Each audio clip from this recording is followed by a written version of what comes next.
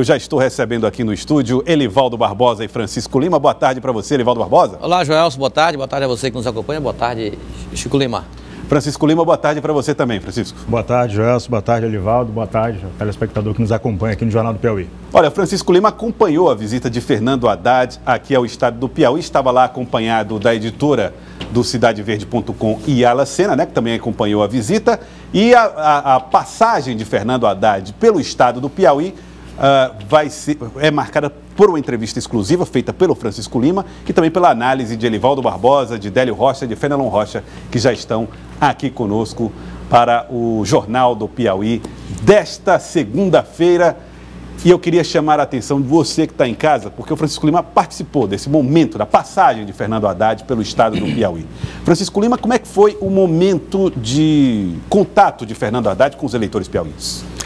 Bom, Joelson, olha, o Haddad ele chegou, a previsão que ele chegasse sábado à tarde, só foi chegar aqui mesmo no Piauí, lá em Picos. Já era por volta de 7 horas da noite, muito atraso, subiu rapidamente ao palco, fez o comício que ele tinha que fazer e acabou saindo sem falar com a imprensa, sem dar entrevistas, por conta de um problema na garganta, o que foi alegado.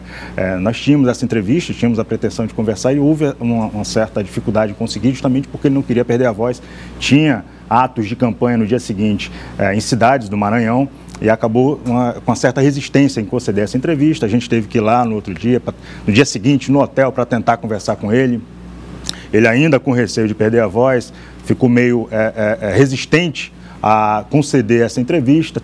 A gente teve a intervenção da própria esposa dele, né? Foi nos ajudar, a Estela. A esposa de Fernando Haddad ajudou na entrevista. Lá, ele não queria dar, a gente conversou com ela, eu e a Yala, estávamos lá, né? A gente conversou com o governador Wellington Dias também, foi lá para tentar fazer com que ele cedesse alguns minutos para conversar com a gente. Ele acabou cedendo, embora estivesse com problema na garganta, a gente conseguiu conversar bem menos do que a gente queria, né? Porque a gente tinha uma série de perguntas bem extensas para fazer, mas foi algo que deu para a gente fazer pelo menos as principais questões que tínhamos em mente para que pudesse expor para o nosso telespectador, né, quais são as intenções de Fernando Haddad como presidente. Francisco Lima, da TV Cidade Verde, e Yala Sena, do CidadeVerde.com, acompanharam a agenda de Fernando Haddad aqui no estado do Piauí. Vamos ver como foi a passagem de Haddad pela cidade de Picos.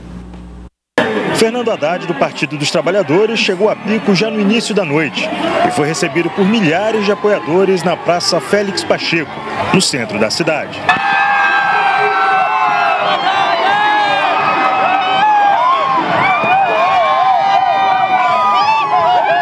O tom do discurso foi voltado para tentar aumentar a quantidade de votos no Piauí, que já foi muito alta no primeiro turno, com mais de 63% do total. Aqui são líderes dos mais diferentes partidos, porque Picos, região, o Piauí, todos nós sabemos que nesse instante nós estamos numa luta pelo futuro do nosso município, do nosso estado e do nosso país. E aqui, deixa com a gente, deixa com o nosso povo.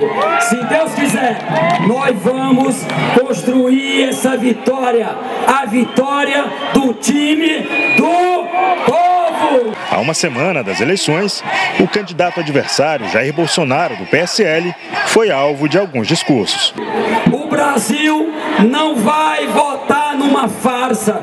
O Brasil quer um presidente real, quer um presidente que a gente saiba e tenha segurança que vai cuidar do nosso povo. O símbolo do nosso candidato Haddad é uma carteira de trabalho numa mão e um livro no outra. Docente da Universidade de São Paulo, Fernando Haddad afirmou que o que o Brasil está precisando mesmo é de um professor. O Brasil está precisando de um professor na presidência da República. Estou sempre dizendo isso. E não do miliciano. Violência não. Educação e trabalho sim. Tá, então, Fernando Haddad, na passagem pela cidade de Picos, eu vou falar com Yala Sena do CidadeVerde.com, que também esteve lá. Daqui a pouco nós vamos trazer detalhes aqui no nosso Jornal do Piauí. E agora, Elivaldo Barbosa, deu para perceber o tom, né, de Fernando Haddad nesse discurso que fez aos picoenses. E o que é natural, não é, Joelson? É o momento mais tenso da campanha, de maior disputa, só 2 candidatos e para saber quem será o presidente da República. E o Fernando Haddad, candidato do PT, numa região onde tem um amplo favoritismo, é lógico que tem que endurecer o discurso contra o seu oponente, que lidera as pesquisas do país e tem uma posição de favorito para o pleito de domingo. Então, esse discurso mais duro de um contra o outro é natural que ocorra, sobretudo agora nessa fase da campanha. Délio Rocha, direto de Brasília. Délio, direto da capital federal. Délio, a temperatura aumenta entre os candidatos à presidência da República. Fernando Haddad foi recebido por grande multidão lá em Picos. No Nordeste virou alvo dos candidatos nessa reta final, Délio? Boa tarde. Joelson, boa tarde para você, boa tarde a todos os colegas e a todos que nos acompanham pelo Jornal do Piauí. Bom, o Nordeste, hoje Fernando Haddad quer manter, né, a votação que teve no primeiro turno e aumentar, ganhar novos votos nessa segunda fase da campanha, enquanto Bolsonaro quer ver se consegue desidratar um pouco, ver se consegue penetrar um pouco mais nesse eleitorado da região que tradicionalmente vota no PT. Agora, Joelson, em relação a esse tom mais acirrado aí no final da campanha, e isso vai permanecer até enquanto puder fazer essa campanha eleitoral, enquanto os candidatos estiverem em campanha.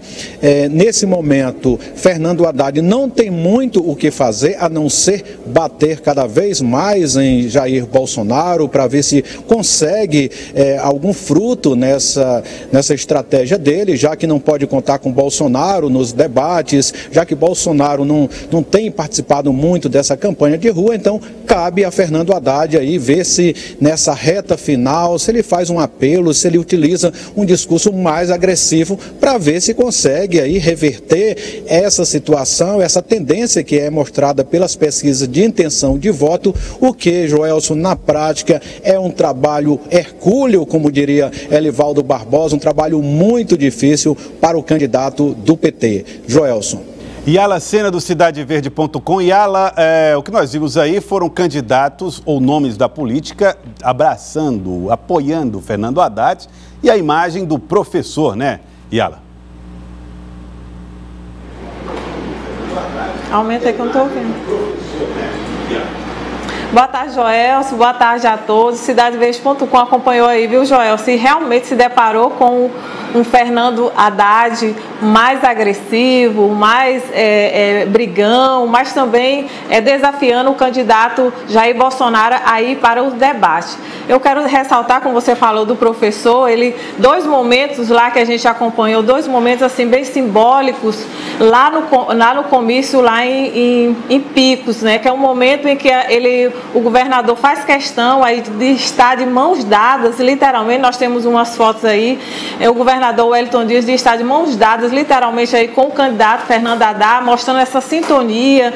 Ele coloca que essa questão é o time do Lula, é o time do povo, que o slogan, que foi o slogan da campanha do governador Wellington Dias, e também deixou bem claro que a vitória do Fernando Haddad é uma estratégia, é bem estratégico para o estado do Piauí, para os projetos que o Wellington Dias quer trabalhar no estado. O outro momento, viu, Joelson, é a questão também dos livros, né? O Palanque trouxe, os petistas levaram lá livros para o Fernando Haddad, ele recebeu vários livros de presente, reforçando esse ato simbólico, reforçando essa questão de que Haddad prioriza a educação, trabalhando de que o Haddad defende o livro, não as armas. Então isso ficou bem claro esses dois momentos lá no comício. Outra coisa que eu acompanhei junto com o Francisco lá, tanto os bastidores como nas entrevistas,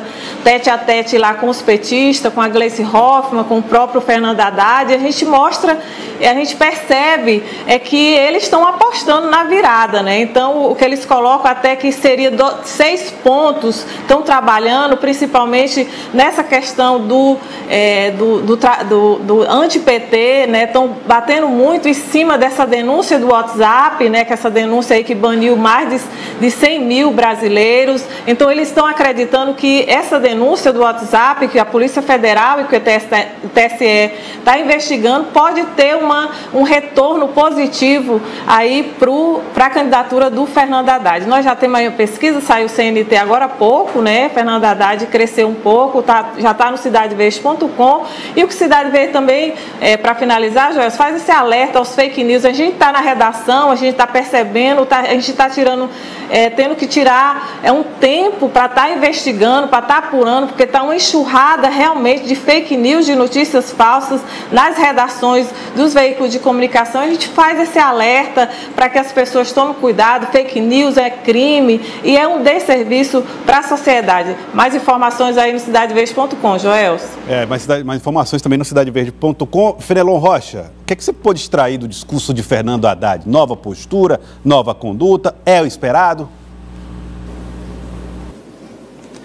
Era o esperado um acirramento dos ânimos. Boa tarde, Joelso, Elivaldo, Délio, Francisco. Parabéns, Francisco, pela entrevista que você fez. Veja bem, esse momento é um momento de um contra outro, dois apenas. É o salve-se quem puder. Então, é natural que haja um tensionamento maior. Então, a elevação de tom que também está havendo da parte de Bolsonaro, está havendo também da parte de Fernando Haddad. Então, esse ataque direto ao Bolsonaro é natural e, obviamente, o Fernando Haddad tenta ter ele próprio uma identidade. Uma identidade não mais é o Haddad, é o Lula. Agora é o Haddad professor. E isso, obviamente, tenta dar a ele uma independência, uma autonomia que possa gerar uma diferenciação nessa reta final, principalmente nesse contraponto, como destacou a Ayala, o contraponto das armas contra o livro, ou melhor, dos livros contra as armas. Certo, Fenelon Rocha. Francisco Lima, no contato direto que você teve com o Fernando Haddad, o que é que você pôde perceber dele na entrevista exclusiva? Joelson, ele tem agora uma missão que aparentemente dá para perceber já no discurso dele, que é uma desconstrução dupla. Primeiro, desconstruir a imagem que está sendo construída dele a partir dessas fake news que a Ayala estava mencionando. O Haddad está com a preocupação de tirar a impressão de que ele é contra os cristãos, de que ele é esbanjador, de que ele tem Ferrari, de que ele usa relógio caro. Ele quer desconstruir essa imagem que está sendo construída para ele nas redes sociais, via WhatsApp, e também, essa é uma missão bem mais difícil, desconstruir a imagem de Jair Bolsonaro, que o Bolsonaro já vem construindo há 3 anos, de que é o candidato antissistema, candidato antipetista que pode salvar o país da corrupção. Então, o Haddad está trabalhando nesse sentido. É um tempo bastante curto agora que ele tem para conseguir até o próximo domingo, mas a campanha tem se voltado para isso.